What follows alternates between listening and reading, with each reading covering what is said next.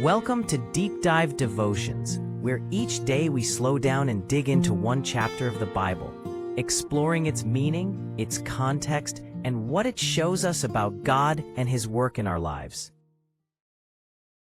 Today's reading is from Genesis chapter 31. We'll see how God protects His people even when they are fearful, frantic, and a little bit messy, and how He finally calls Jacob to go back home. If you remember where we left off, Jacob has been living with his uncle Laban for 20 years. It hasn't been a picnic. It's been 20 years of grinding labor, difficult family dynamics, and constant negotiation. Laban tricked Jacob into marrying both of his daughters, Leah and Rachel, and has been constantly changing Jacob's wages to keep him disadvantaged. But despite all the family drama and workplace hostility, God has been blessing Jacob immensely. The chapter opens with a palpable shift in the atmosphere. Jacob overhears Laban's sons grumbling, claiming that Jacob has gotten rich at their father's expense. They are jealous, framing Jacob's hard-earned success as theft. Even worse, Jacob notices that Laban's face has changed toward him. He's not looking at Jacob with the same favor he used to. We've all been in that situation where the vibe changes in a room, or where a boss or relative suddenly turns cold. It's that awkward, tense moment where you realize you aren't welcome anymore, and your safety might even be at risk. But right in the middle of this rising tension, the Lord speaks. He tells Jacob very clearly, "Return to the land of your fathers and to your kindred, and I will be with you." This is huge because up until now, Jacob has been largely reacting to circumstances, running away from Esau, reacting to Laban's tricks, reacting to his wives' rivalry. But now, he is acting on a direct command and a promise from God. It's a reminder that God often uses uncomfortable circumstances, like a hostile work environment or strained family relationships, to push us toward where He wants us to be. Sometimes God allows the nest to get thorny so that we're willing to fly. The command to return is the first step in resolving the 20-year-old conflict Jacob left behind at home. And the promise, "I will be with you," is the only security Jacob has in a very insecure world. Jacob realizes it's time to go, but he has to get his wives on board. This is a delicate political maneuver within the family. He calls Rachel and Leah out to the field, away from the prying ears of the household and their brothers. This location is significant. Out in the open, they can speak freely, without fear of Laban's spies. He lays out his case, explaining that he has served their father with all his strength, yet Laban has cheated him 10 times. He reframes the narrative for them, showing that their wealth isn't stolen. It was given by God. Notice where Jacob places the credit for his survival. He says, God did not permit Laban to harm him. Jacob recounts a dream where the angel of God, who is actually God himself, appearing in a visible form, spoke to him. This angel identifies himself as the God of Bethel, the place where Jacob first anointed the pillar years ago while fleeing from Esau. This is crucial because it shows that God hasn't forgotten the promise He made to a younger, terrified Jacob. God saw Laban's mistreatment and stepped in. When Jacob presents this to Rachel and Leah, we see a rare and powerful moment of unity between the sisters. Usually, these two are fighting over Jacob's affection, but here they are united against a common enemy, their father.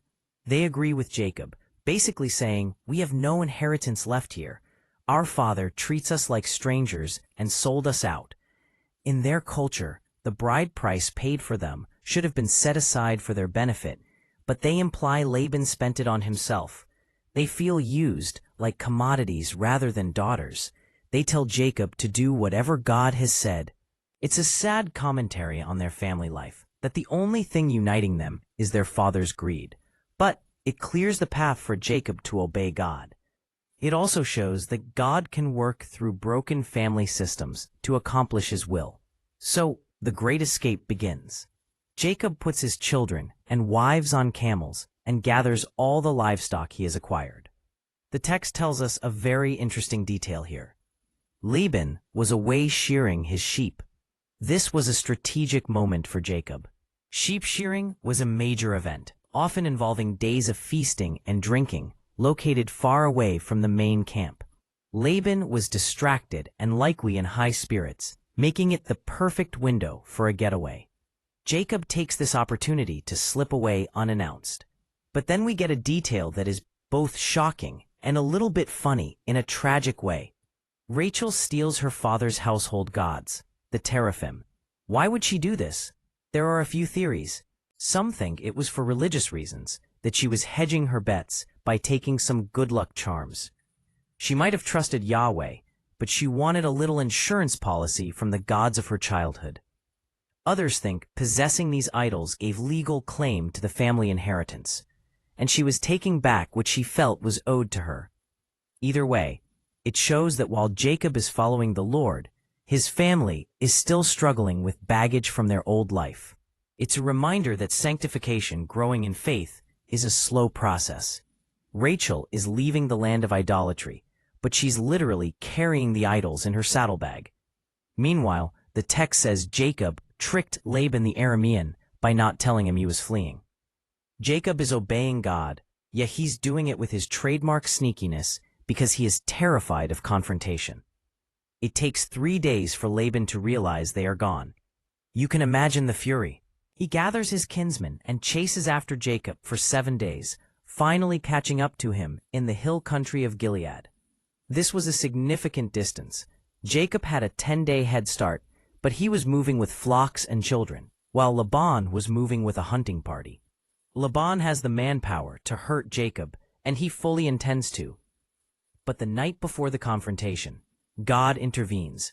God comes to Laban in a dream and gives him a strict order. Be careful not to say anything to Jacob, either good or bad. This is the protective hand of God. The phrase good or bad is likely a legal idiom, meaning don't try to negotiate with him, or don't try to alter the situation at all. Jacob doesn't even know this conversation happened. He is sleeping in his tent, worried about the next day, while God is tying the hands of his enemy. It's a comfort to realize that God is often fighting battles for us that we don't even know about, stopping things from happening that could destroy us. When they finally meet face to face, Laban plays the victim. He asks Jacob, "What have you done?" He claims that if Jacob had just been honest, he would have sent him away with a party, with songs and tambourines. We know Laban well enough by now to doubt that. He likely would have found another excuse to keep Jacob working for free. But Laban is trying to take the moral high ground, gaslighting Jacob into thinking he ruined a happy family send-off. He accuses Jacob of being foolish and stealing his daughters like captives of war.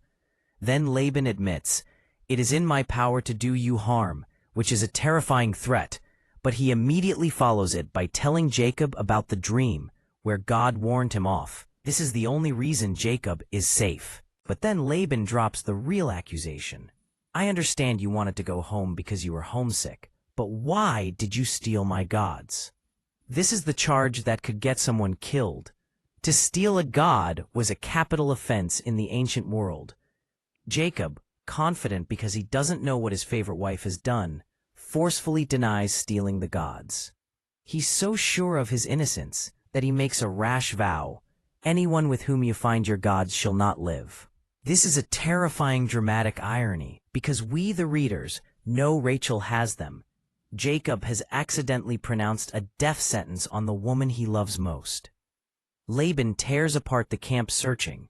He goes through Jacob's tent, Leah's tent, and the 2 maidservants' tents. Nothing. Finally, he comes to Rachel's tent. Rachel has taken the idols, put them inside her camel saddle, and is sitting on them. When her father enters, she apologizes for not standing up, claiming that the manner of women is upon her. Laban searches the rest of the tent but doesn't make her move, so he doesn't find them. It's a scene mocking idolatry. These gods are so powerless that they can be stolen by a woman, sat upon, and hidden by a lie. If your god can be sat on, it's not much of a god. It highlights the futility of trusting in anything other than the Creator. The text is using humor to show that these idols are literally dead weight. Once the search comes up empty, the power dynamic shifts. Jacob gets angry and finally unloads 20 years of frustration on Laban. This speech is one of the most passionate in Genesis. Jacob recounts his resume. He worked 20 years. He bore the loss of animals killed by wild beasts, which legally he didn't have to do. Usually, if a predator killed a sheep, the shepherd brought the carcass as proof and wasn't liable. Jacob, however, absorbed the cost. He suffered through freezing nights and scorching days, and he lost sleep watching the flocks. He reminds Laban that his wages were changed 10 times, and then Jacob gives the theological summary of his life. If the God of my father, the God of Abraham, and the fear of Isaac had not been on my side, surely now you would have sent me away empty-handed. Jacob acknowledges that his success isn't just because of his hard work, but because God saw his affliction. He calls God the fear of Isaac, a title that shows deep reverence. It implies that Isaac stood in awe of God, and now Jacob does too. He knows that without God's grace and protection, he would have been crushed by the world. Laban, realizing he has been beaten by God's intervention and hasn't found his stolen idols, proposes a covenant. He tries to save face by saying, "These daughters are my daughters. These children are my children. But what can I do?" He essentially says, "I'm letting you go because I'm a generous guy," ignoring the fact that God forced his hand. So they gather stones and build a heap as a witness. Laban calls it Jagar Sahadutha, and Jacob calls it Gilead, both meaning heap of witness in their respective languages, Aramaic and Hebrew. This marks a linguistic separation between them as well. They also call it Mizpah, which means watchpost. People often use the Mizpah verse, "The Lord watch between you and me when we are absent one from another," as a sentimental blessing on jewelry today. But in context, it was actually a warning. It meant, I don't trust you, and you don't trust me, so may God watch us to make sure we don't cross this line to kill each other. It's a treaty of non-aggression between two men who need to stay away from each other. It's a boundary marker, saying,